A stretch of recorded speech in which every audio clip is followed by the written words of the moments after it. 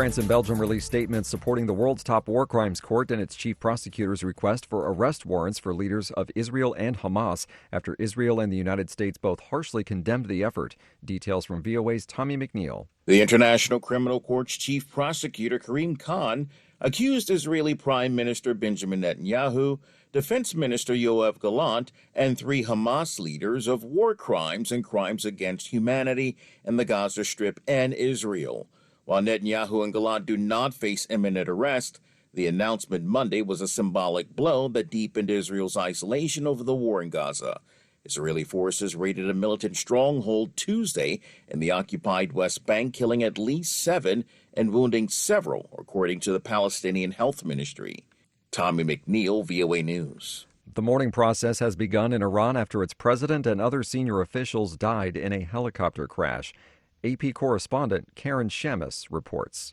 Mourners have begun days of funerals for Iran's president and others killed in a helicopter crash. A sea of black could be seen across the Iranian city of Tabriz. Mourners came out in droves to pay their last respects to deceased Iranian President Ebrahim Raisi and Iran's foreign minister, among other officials. A vehicle carried the bodies of Raisi as well as the foreign minister Hossein Amir-Abdollahian, the governor of Iran's East Azerbaijan province, a senior cleric from Tabriz, and a Revolutionary Guard official and 3 crew members. A government-led series of ceremonies is aimed at both honoring the dead and projecting strength in an unsettled Middle East. I'm Karen Shamas.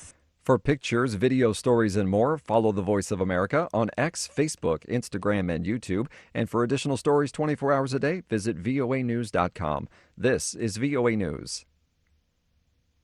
A British man dies and several passengers are injured when turbulence hits a Singapore Airlines flight. AP correspondent Rita Foley reports. A flight from London's Heathrow Airport on the way to Singapore hit severe turbulence over the Indian Ocean. The Singapore Airlines Boeing 777 dropped 6,000 feet in about 3 minutes. The aircraft sent an international emergency signal. It's called a squawk code, and was able to divert and land in Bangkok, though in stormy weather.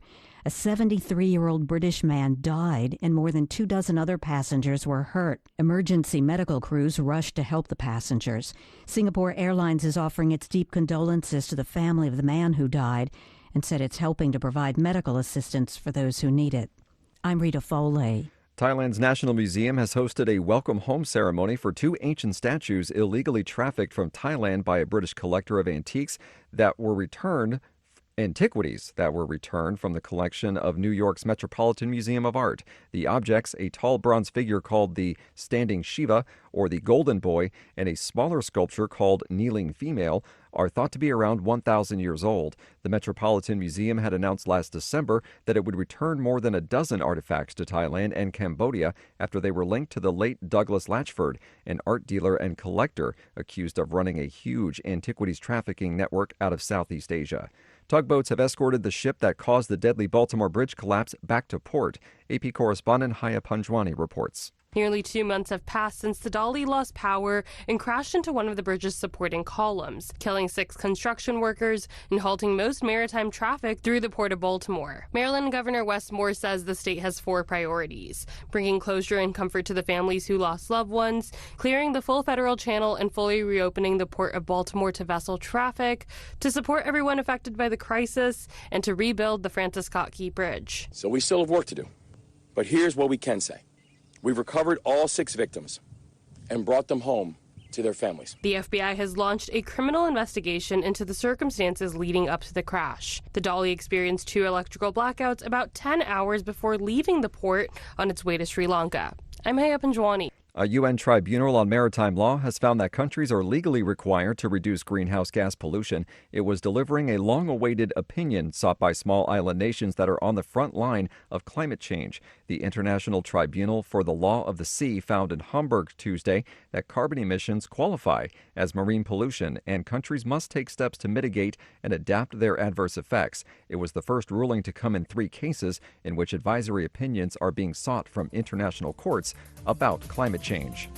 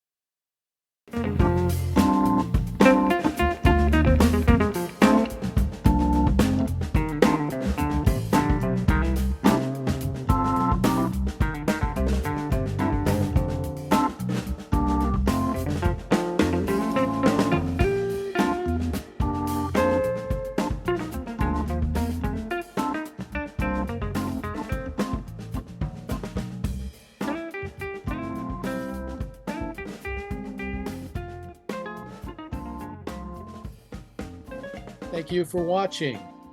Can you do me a favor? Please leave a comment in the comment section below. That would really help. Thank you, and see you again soon.